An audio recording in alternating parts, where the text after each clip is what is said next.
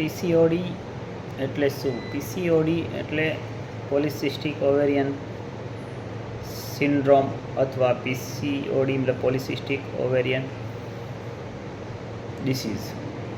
હવે આ બહેનોના અંદર બહેનોને માસિક ટાઈમસર આવતું નથી. ઘણીવાર ઘણા બહેનોને ઉપર દિવસો ચડી જાય છે અથવા ઘણા બહેનોને ક્યારેક 15 દિવસ 20 દિવસમાં એ માસિક આવી જતું હોય છે. હવે આ પીસીઓડી થવાનું મેઇન કારણ તો એમના હોર્મોન ઇમ્બેલેન્સ થાય છે. એના હિસાબે એ લોકોને પીસીઓડી થાય છે. હવે પીસીઓડી થાય તો એ બહેનોને પ્રેગ્નન્સી રાખવામાં બહુ વાર થાય છે અને તાત્કાલિક પ્રેગ્નન્સી રૂકતી નથી.